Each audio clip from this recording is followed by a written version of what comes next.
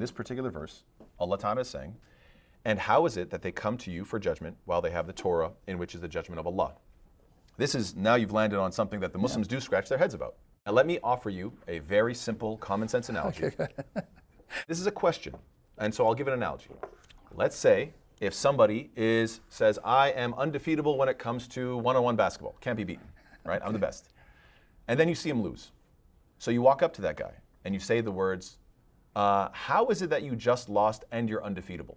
Now listen to the wording carefully. How is it that you just lost and you're undefeatable? Somebody could take that sentence and say, see, am undefeatable. But it's like, no, man, I'm asking how do we reconcile two ideas, right? So this verse is simply asking the question, how do you reconcile these two ideas?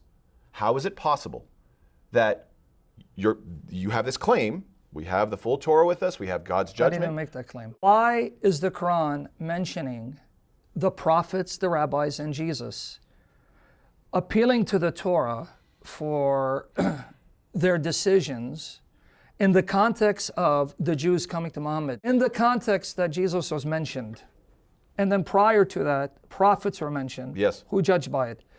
What is the Quran's point? What is it trying to get to the Jews by mentioning the prophets and Jesus appealing to the Torah?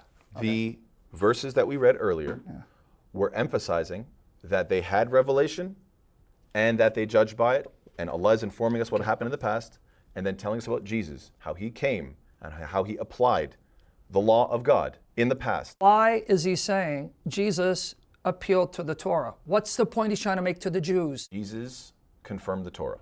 That's because it's God's law. And what is he trying to convince the Jews to do? The reason why the prophets, the rabbis, or Jesus mentioned is to tell the Jews, if the Torah was good enough for them to judge by, it's good enough for you. So I'm going to ask you something.